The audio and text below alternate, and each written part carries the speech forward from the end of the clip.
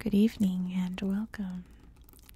Tonight we will be going over the history and geography of Ayacucho in Peru. Now, Ayacucho has three main geographic areas. The first one is about around here, kind of the more southwest corner of the region, and that is the Pampas area. Now, Pampas is, I haven't heard the word Pampas referring to any place that isn't in South America, so I'm going to say it's a South American style grassland. A couple of shrubby trees here and there, but mostly rolling hills and grassland. Second, we have slicing right through here, taking up pretty much the rest of the area, is the Andes Mountains. Of course, the Andes are very, very high peaks, usually with lots of snow on top, very extreme elevations. And this is where we're going to find the capital city of Ayacucho. And just in these fringes right about here is where the Amazon rainforest starts to slowly creep in, just barely within the area there. I think this line here, oh, I forgot the name of the river. I'll pull it up on Google Earth. That separates Ayacucho from the Cusco region. Is one of those lines that officially divides, like, the border between the actual rainforest. That is the essential geography of Ayacucho. There kind of isn't really much else to say. There are beautiful rivers and, of course, the gorgeous mountains that dominate the landscape. But that's pretty much it for geography. History is a little complicated. I do have to be careful with my words a bit, mainly for monetization purposes and for relaxation purposes. So when I refer to things as being like very big bad, use your imagination. You think of the worst things that could happen, and that's what I mean by that. So just keep that in mind for the latter part of the history. The earliest evidence we have of humans in Ayacucho is just north of the city of Ayacucho, right about here. It is a cave known as Piqui Maché, and they've dated the artifacts from there to about 15,000 years ago, which is really cool. The early culture that we know of would have lived this area here, mainly around what's now Ayacucho, and those would be the Huari culture. And they would have thrived in this area from about the year 500 CE to around the year 900 CE, almost the same time as the Maya, way, way, way farther north. By the year 1000, their main capital city, which again is just not terribly far from Ayacucho City today, had collapsed. And they're still around. Their culture is still around, kind of like the Mayas, way, way, way far up north, but not nearly as thriving and bustling as their culture once was. And we're not quite sure what happened there. A lot like the Mayas, way far to the north. Their histories really mirror each other, don't they? But there were many other indigenous groups in the area, and they would eventually band together in what the Spanish, when they came into Peru, called the Chanca Confederacy. The Chanca were one of the tribes, but I wonder if it's like the Iroquois Confederacy way, way, way, way, way farther north, up in what's now the United States, where it was a group of various tribes, but named after kind of the one that was the most in charge. And the Chanca Confederacy mainly formed at least in a warlike state, to oppose the Incas who were coming in and conquering. The Chalco Confederation would lose to the Incas, however. The Incas would take over their land, but not for very long because the Spanish would come. The main city here was actually established by Francisco Pizarro in the year 1540, and then it was known as Huamanga because that is what the region was known by to the indigenous people here. It's still kind of called that. I think there's like a district in here that's still called Huamanga. But the name changed to Ayacucho, which is Quechua, I believe, for Death's Corner. And that is because it is named after an event, and that would be the Battle of Ayacucho, which occurred on December 9th, 1824. Again, not terribly far from what's now the city of Ayacucho. It was about right here. I'll show you on Google Earth. There's a memorial to the battle there. And the site is on the tentative UNESCO list. So maybe someday soon it'll be a UNESCO site. But it was one of the most important days in not just Peru's history, but all of South American history. Because that was the very decisive battle where Simón Bolívar, San Martín, and other troops fighting against the Spanish were victorious. And it was the nail in the coffin, the final battle of the Spanish trying to keep this land as their colony and not let it become independent. But the revolutionaries won out at this battle, and it led to Peru becoming independent. So Simón Bolívar himself renamed the city Ayacucho after this battle, since it occurred not terribly far away, and the name stuck ever since.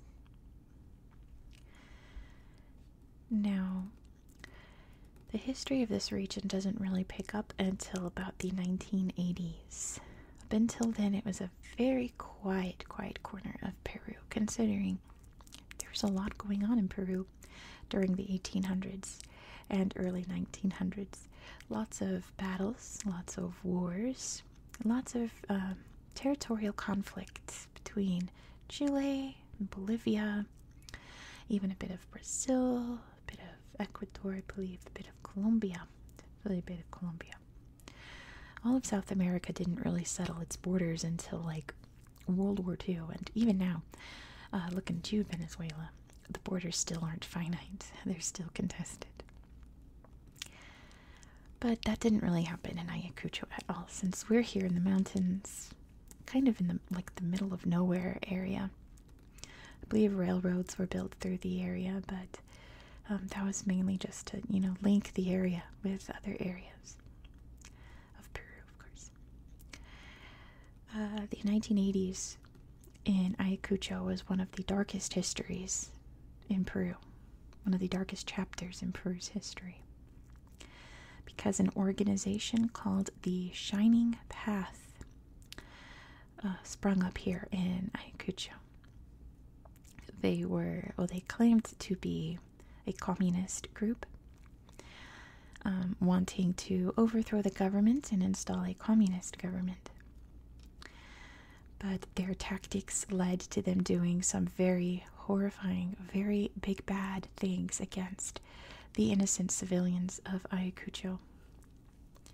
The police were overworked. The military comes in, they were overwhelmed.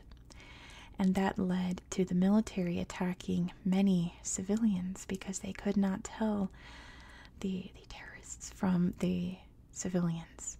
And many, many thousands of innocent people lost their lives over the next decade. It wasn't really squashed until the early 1990s, and I think the last remnants of Shining Path wasn't put out until the early 2000s, but for about a decade this city was on lockdown, and it was just absolute terror for the people here. Just non-stop horrors. Very, very disturbing and sad part of Peru's history. But today, It is once again very quiet. It's not really a big tourist corner, but you can still come here and enjoy history and see the beautiful mountains, of course. Not as big as other regions of Peru in terms of tourism. It's no Machu Picchu, of course, but you can still see some archaeological sites and some beautiful natural areas of Peru. So why don't we go take a look at them over on Google Earth? I'll show you some interesting things that I found here. So here's Ayacucho region. It's very hard to see amongst the Andes Mountains, isn't it? You see the red outline there? Let me zoom out so I can show you exactly where we are in the world if you're not quite sure where Peru is even located. It is on the west coast of South America here. You can see Central America, the Isthmus of Panama. You can see South America here, that bright green Amazon, so beautiful from space. And you can see what I mean, where it's just encroaching here in Ayacucho region. But for the most part, it is very, very, very, very mountainous, as you can see, and then dries out in the more southwesterly part of the country here. I promised I would show you some vicuñas in yesterday's video, and here's a vicuña. A vicuña is, I believe, the tiniest of the camelid families, very closely related to llamas and alpacas, but they're about half the size. They're petite, sweet little guys with little tiny faces. They are adorable. And here you can see what I mean by the pampas. It is a grassland. Oop, there's a spider. I'm sorry. I should have warned you about that. These look like alpacas to me, but they could just be unshorn vicuñas, but they look like alpacas. Here's a good picture, isn't it? These look like alpacas as well. Just widespread grassy plains. Some rocky terrain there as well. You can see the mountains in the distance. There's a beautiful rainbow. That's a pretty picture. These are vicuñas. They have very distinct coloring, whereas alpacas and llamas can come in a bunch of different colors, kind of like sheep. And they have the dearest little faces. They are so adorable, little vicuñas. These are sheep and goats. There's vicuñas. Very cute. Lots of cool rocks there. Lots of vicuñas. These look like... I think some of these are alpacas and some of these are llamas. I'm not sure. It's hard to tell from the distance, but there's the vicuñas. So that is a very good example of what this area is like. But then we head up into the mountains. You can see some little lakes there, probably caused by volcanic activity. Let's head up to the city of Ayacucho. Nice big little city. I mean, Peru has much larger cities, but pretty good, right? This, oops, come back. I think this, yes. This is a memorial museum to that very terrible moment in Peru's history. I will warn you that in this slideshow and in another we're going to look at when we look at the Huari, you will see actual human bones. So if that bothers you, I will warn you when this slideshow is over. But just keep that in mind. Okay. Some artwork here depicting these very sad times and sculptures as well. And it looks like very haunting art here. Lots of artifacts from people who probably disappeared or for monetization and relaxation purposes met a very sad end. Here you can see what looks like a grave there. They're digging it out. So it could have been a mass grave for all we know. And just lots of, very solemn memories. Things that should never be forgotten. All these faces here who are long gone. Taken so cruelly. Shirt here, you can see it's all ripped up. How sad. But thankfully that time is long gone, right? There's no safety concerns here in Ayacucho. It's a nice quiet little city. think everything else. I think there's a big square with a big Simon Bolivar in it. I think it's this one. Because can you really have a city in Peru without Simon or San Martin somewhere watching over your city on horseback? Even I grew up in San Francisco. We have a statue of Simon Bolivar in San Francisco. If we go, let's see, what should we look at next? Here's the Huari. They were highlighted right there. The Museo de Sito Huari. And here's what's left of their big bustling capital city. Like most archaeological sites in Peru, it's very haunting and really tells, stories. You can walk through this old city and really relive a lot of things. But also doubly mysterious because we're not quite sure what happened to cause this civilization to collapse. Look at this statue here. All worn down over time. Lots of little potteries and a little doll there by the looks of it. And there's some, looks like a very tiny mummy. So yeah, it's still being studied. Maybe someday we'll know what exactly happened, but it could have been a number. It could have been like a drought, it could have been a conflict, it could have been, even floods, so you don't know. Over here is Piqui Maché. This slideshow doesn't really show much in terms of archaeological finds, but you can kind of see the area that we're in. That our very, very early ancestors found this place safe, or maybe even sacred.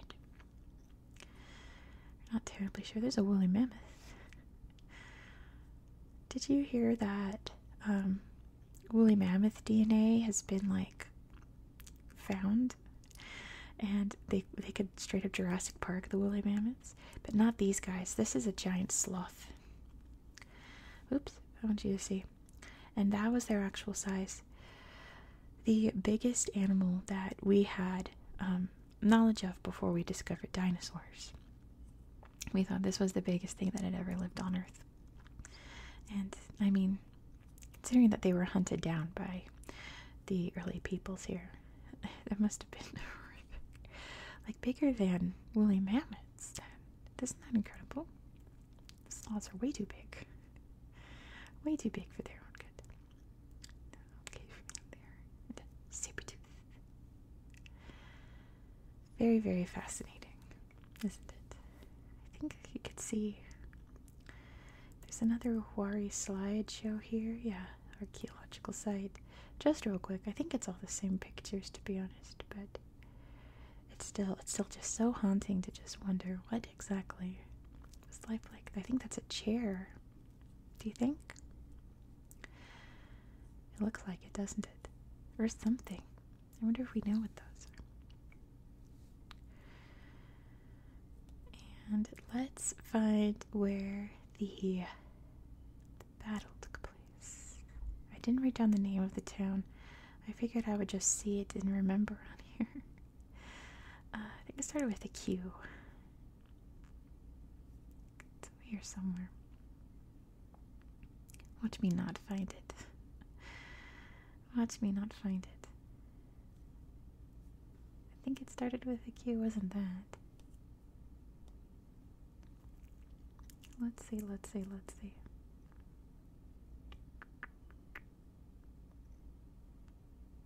I'm probably looking right at it. I just zoom in closer. Look at this big canyon. Look at this. Wow. I think that's not even close to the biggest canyon in Peru. Oh, there's a national park right here. I didn't see this when I was looking up slideshows. There's a night. Some hikers there. This is cool.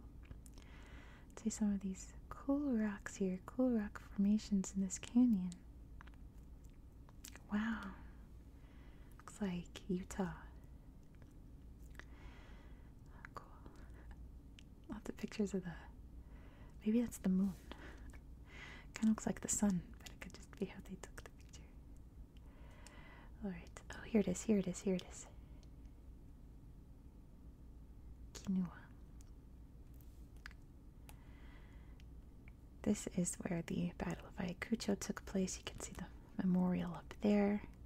And here it is, commemorating the Battle of Ayacucho. And I believe it's saying, like, for those who lost their lives at this battle, because it was a rough one for both sides, to be honest. But it's basically the final battle that made Peru independent, that wrested control from the Spanish. And Peru was really Spain's last big holdout.